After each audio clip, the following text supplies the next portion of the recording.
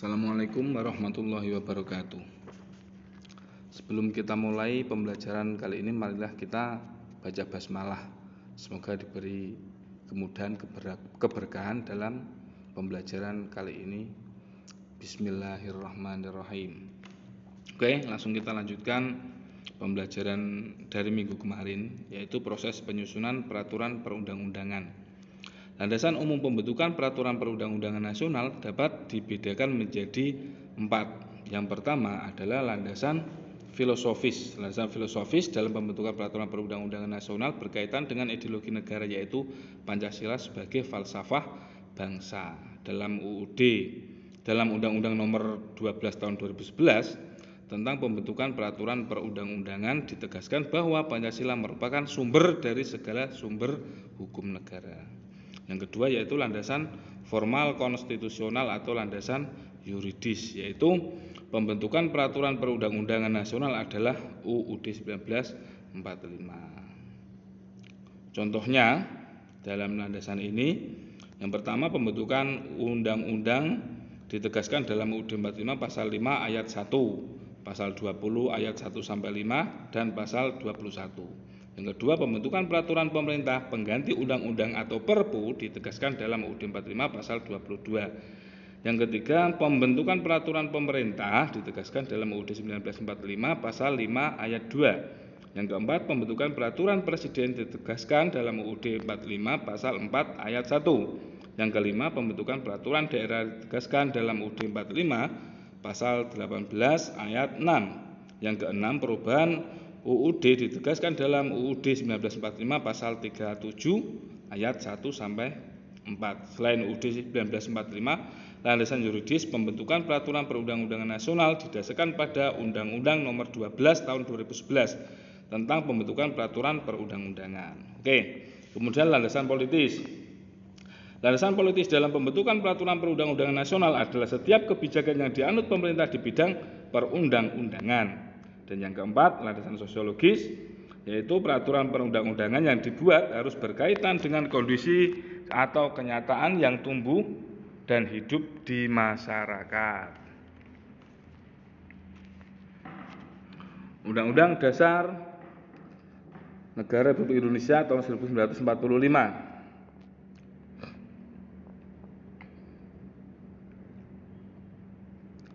Oke, prosedur perubahan UUD 1945 ditegaskan dalam UUD 1945 pasal 37 ayat 1 sampai 4. Yang pertama, usul perubahan pasal-pasal UUD dapat diagendakan dalam sidang MPR apabila diajukan oleh sekurang-kurangnya sepertiga dari jumlah anggota MPR.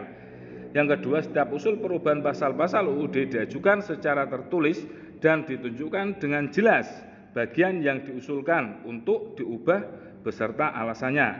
Yang ketiga, untuk mengubah pasal-pasal UUD sidang MPR dihadiri sekurang-kurangnya 2/3 dari jumlah anggota MPR. Yang keempat, putusan untuk mengubah pasal-pasal UUD dilakukan dengan persetujuan sekurang-kurangnya 50 ditambah 1, berarti 50 lebih 1 dari anggota MPR. Dalam perubahan UUD terdapat beberapa kesepakatan dasar. Yang pertama, tidak mengubah pembukaan UUD.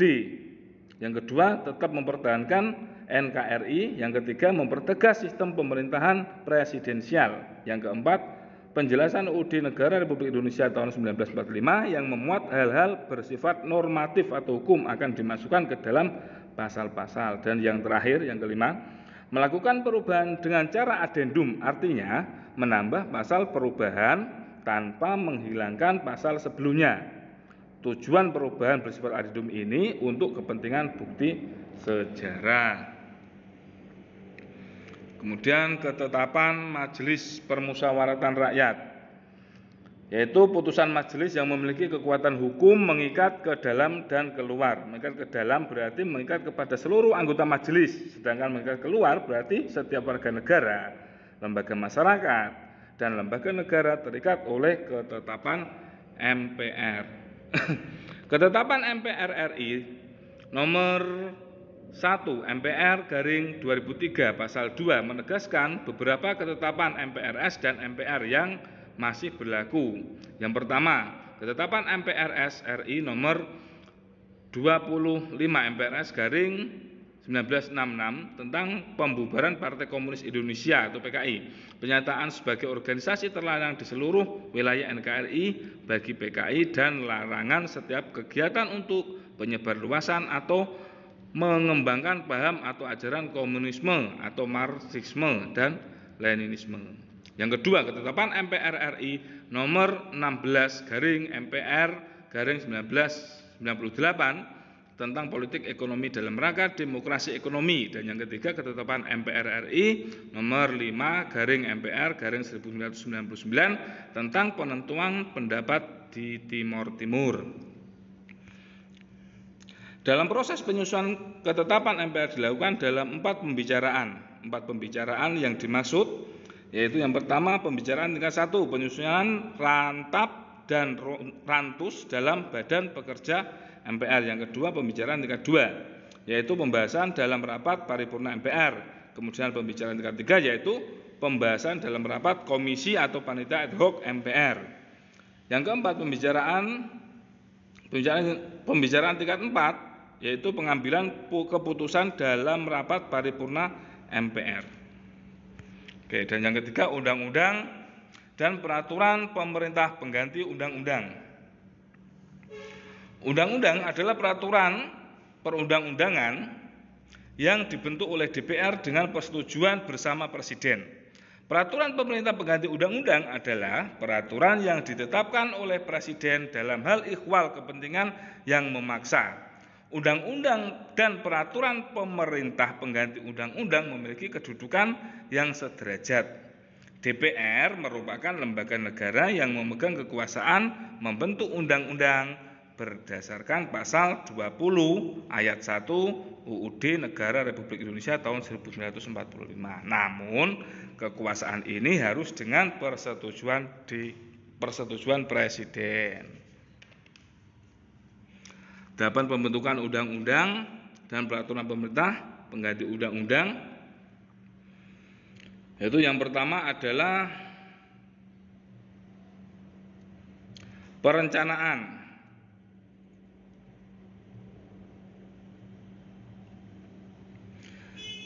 Perencanaan penyusunan undang-undang dilakukan dalam suatu program legislasi nasional. Tujuannya agar dalam pembentukan peraturan perundang-undangan dapat dilaksanakan secara berencana. Kemudian penyusunan. Dalam penyusunan undang-undang pada dasarnya dapat dibedakan menjadi 3 proses, yaitu penyusunan undang-undang terhadap rancangan undang-undang atau RUU yang berasal dari DPR dan Presiden, kemudian RUU dari Presiden dan RUU dari DPD. Semua RUU tersebut harus disertai naskah akademik. RUU disusun berdasarkan prolegnas. Berikut 3 proses penyusunan undang-undang terhadap RUU yang berasal dari DPR dan Presiden, RUU dari Presiden dan RUU dari DPD. Pertama, itu rancangan undang-undang yang diajukan oleh DPR. RUU dari DPR diajukan oleh anggota DPR, komisi, gabungan komisi, atau alat kelengkapan DPR yang khusus menangani bidang legislasi atau DPD. Yang kedua, rancangan undang-undang yang diajukan oleh Presiden. Rancangan undang-undang yang diajukan oleh Presiden, itu RUU diajukan oleh Presiden, disiapkan oleh menteri atau pimpinan lembaga pemerintah non-kementerian sesuai dengan lingkup tugas dan tanggung jawabnya. Yang ketiga, rancangan undang-undang yang dilakukan oleh DPD. RUU dari DPD disampaikan secara tertulis oleh pimpinan DPD kepada pimpinan DPR dan harus disertai naskah akademik. Oke, kemudian pembahasan RUU dilakukan oleh DPR bersama Presiden atau Menteri yang ditugasi. Pembahasan RUU berkaitan dengan pelaksanaan otonomi daerah dilaksanakan dengan mengikut sertakan DPD. Pengesahan atau penetapan. RUU yang telah disetujui bersama oleh DPR dan Presiden disampaikan oleh pimpinan DPR kepada Presiden untuk disahkan menjadi Undang-Undang Dasar. Kemudian pengundangan, agar setiap orang mengetahui adanya peraturan perundang-undangan yang berlaku, peraturan perundang-undangan harus diundangkan dengan menempatkannya dalam beberapa tempat yang tersedia. Yang pertama yaitu dalam lembaran negara RI. Kemudian yang kedua tambahan lembaran negara RI. Yang ketiga berita negara RI. Yang keempat tambahan berita negara RI. Yang kelima lembaran daerah. Yang keenam tambahan lembaran daerah. Dan yang ketujuh berita daerah. Peraturan Presiden.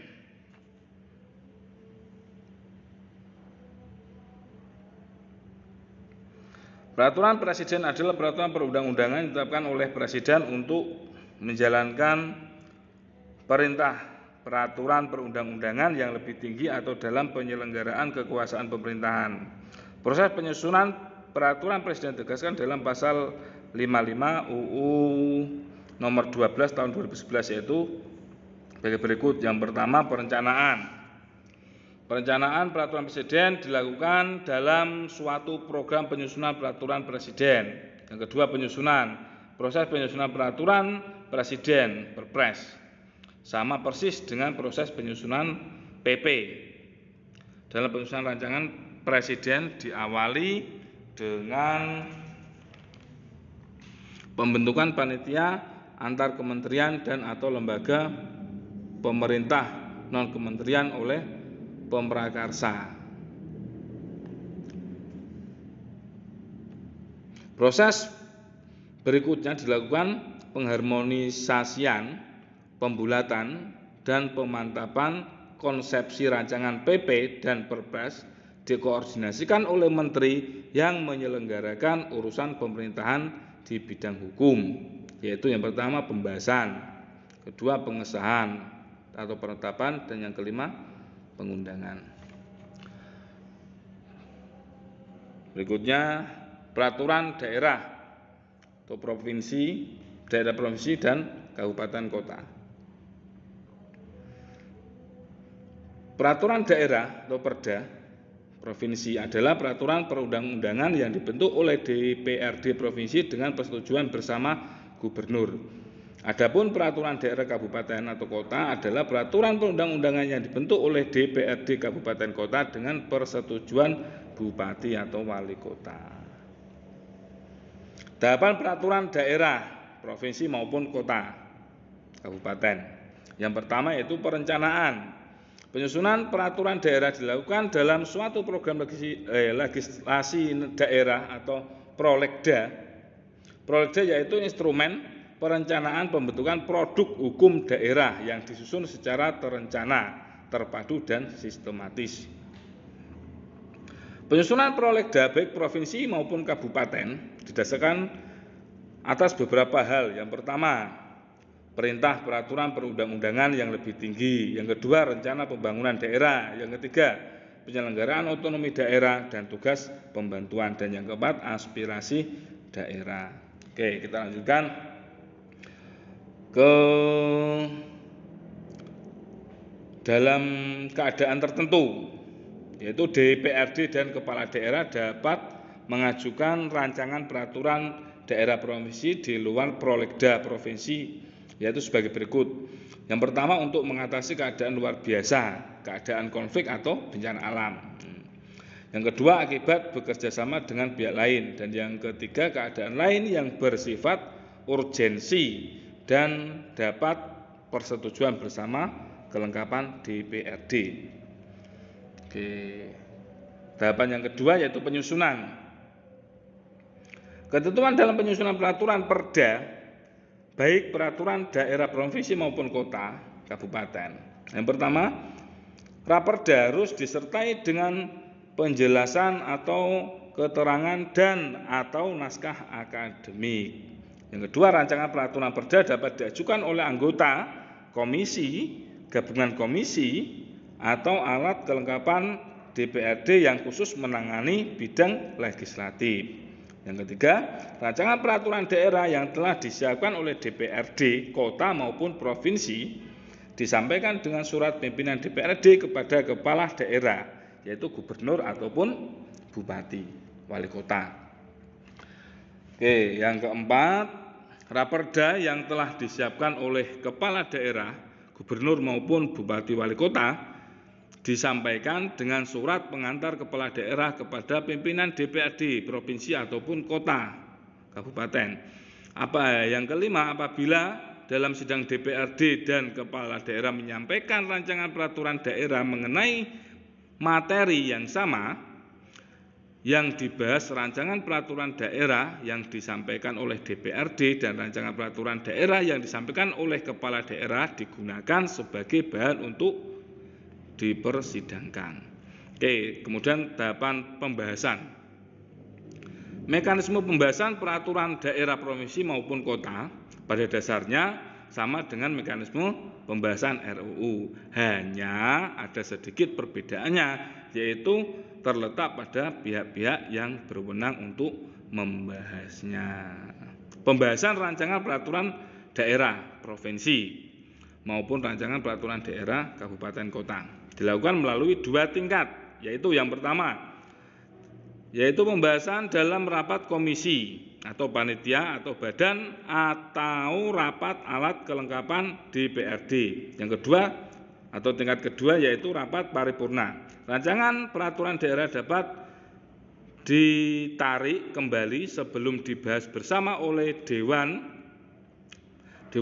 Perwakilan Rakyat Daerah provinsi maupun kota dan kepala daerah gubernur maupun bupati. Rancangan peraturan daerah yang sedang dibahas hanya dapat ditarik kembali berdasarkan persetujuan bersama Dewan Perwakilan Rakyat Daerah provinsi maupun kota dan kepala daerah yaitu gubernur maupun bupati wali kota. Kemudian pengesahan atau penetapan. Tahapan pengesahan atau penetapan.